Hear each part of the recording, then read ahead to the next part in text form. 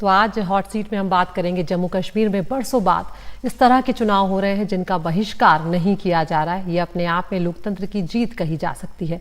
वैसे श्रीनगर की सीट पर मुकाबला दिलचस्प है। यहाँ नेशनल कॉन्फ्रेंस के उम्मीदवार हैं आगा रुहुल्ला मेहदी, जिनके पिता आतंकी हमले में मारे गए थे, और उनके सामने है पीडीपी के वहीदुर रहमान पारा, जो यूएपीए के तहत सजा काट रहे हैं और जमानत पर जेल से बाहर आए हैं। यानी आतंक के पीड़ित और आतंक के आरोपी के बीच ये टक्कर है। देखिए श्रीनगर की हॉट सीट से नजीर मसूदी की ये खास रिपोर्ट।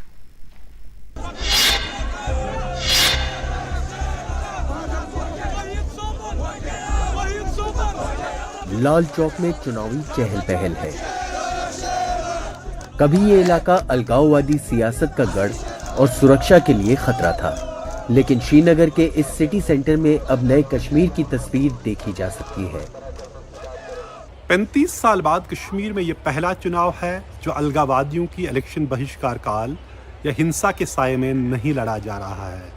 कौन जीते या कौन हारे, उससे अहम बात यह है कि ये इलेक्शन एक मरी हुई राजनीति को पुनर्जीवित कर रहा है, क्योंकि पिछले 6 साल से जम्मू कश्मीर में कोई राज्य सरकार नहीं है और आखिरी असेंबली इलेक्शन 10 साल पहले हुए थे।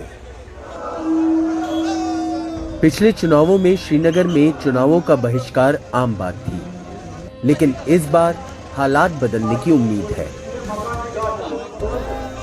श्रीनगर सीट के लिए मुकाबला 2 नौजवान उम्मीदवारों के बीच है। नेशनल कॉन्फ्रेंस के आगा रुहुल्ला मेहदी के सामने है पीडीपी के वहीदुर रहमान पारा। आगा आतंक के पीड़ित है, जबकि पारा आतंक के आरोपों पर कैद में है। दोनों नौजवान मतदाताओं में काफी लोकप्रिय हैं और जोरदार प्रचार कर रहे हैं। पुलवामा, जो श्रीनगर सीट का एक हिस्सा है, वहां पीडीपी के ये समर्थक पहली बार वोट देंगे। पिछले चुनावों का इन्होंने बहिष्कार किया था। इस बार ये वोटों के लिए नारे लगा रहे हैं, जो चुनाव में हिस्सा न लेने के लिए लगाए जाने वाले पुराने नारों की तर्ज पर है। पिछली इलेक्शन में आप लोगों ने वोट डाला था या बाइकआउट? हमने नहीं डाला। हमने बाइकआउट किया था, उस बार नहीं डाला था। वही साहब जैसे लीडर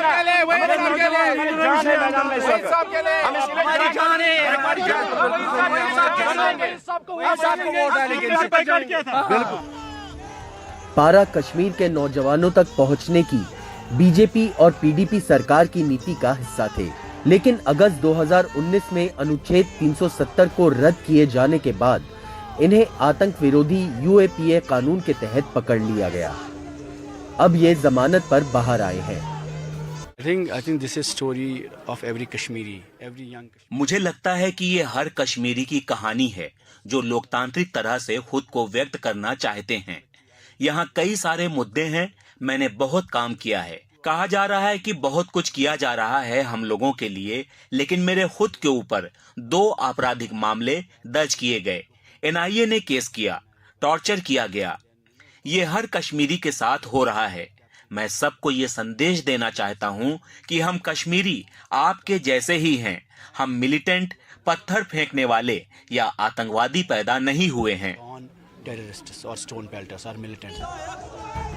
नेशनल कॉन्फ्रेंस के आगा रुहुल्ला का चुनावी प्रचार भी तूफानी है। इनके पिता आगा सैयद मेहदी शिया धर्मगुरु थे, जिनकी 2000 में आतंकी आईईडी धमाके में मौत हो गई थी। अहम मुद्दों, अपनी रुख पर डटे रहने और अनुच्छेद 370 रद्द करने का विरोध करने के लिए आगा के विरोधी दल वाले भी इनकी तारीफ करते हैं। ये 1990 में कश्मीरी पंडित का पलायन रोकने में नाकामी के लिए भी सरेआम माफी मांगते हैं। आप लोगों के अंदर देख सकते हैं। जब आप उनकी भावनाओं को देखेंगे तब आपको पता चलेगा। उनकी आंखों में आंसू होते हैं। लोग ये कभी नहीं भूल सकते कि उनके साथ कैसा सलूक हुआ है। हमारे साथ जो भी गलत हुआ है वो हमारे अंदर रह गया है और ये रहेगा जब तक हमें हमारा हक नहीं मिलता। So that was a humiliation for us as a nation.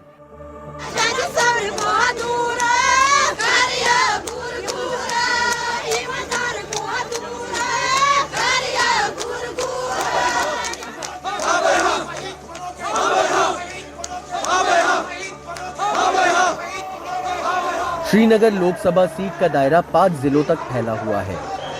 Ladakh से घाटी को अलग करने वाले जोजिला दर्रे से लेकर दक्षिण कश्मीर के पीर पंजाल पहाड़ों के पीर की गली तक। हालांकि मैदान में कुल 24 उम्मीदवार हैं, लेकिन असल मुकाबला आगा और पारा के बीच है।